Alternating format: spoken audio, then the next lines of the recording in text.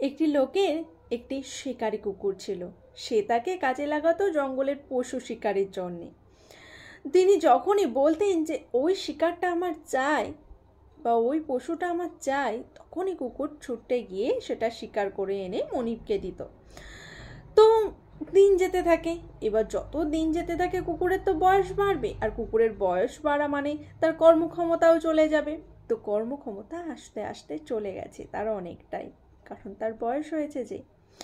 তো এমনই একদিন সেই লোকটি কুকুরটাকে নিয়ে জঙ্গলে গেল। গিয়ে একটা শূকরকে দেখে বলল যে ওই শূকরটি আমার চাই।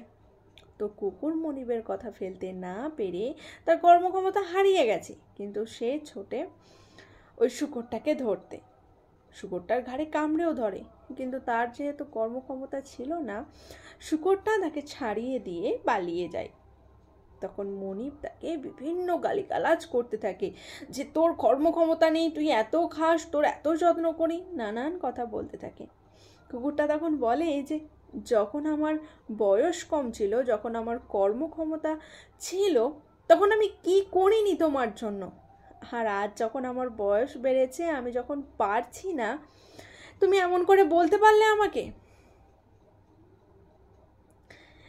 প্রত্যেকটা মানুষেরই ভাবা উচিত যে যৌবনে যে মানুষটার কর্মক্ষমতা বা গুণগুলো বেশি থাকবে, বার্ধক্যতে অতটা থাকবে না।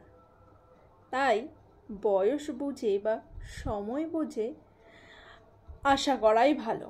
অতিরিক্ত আশা করলে দেখবে যখন তুমি সেটা পাবে না, সেটা নিয়ে মন খারাপ ছাড়া আর কিচ্ছুই হবে না।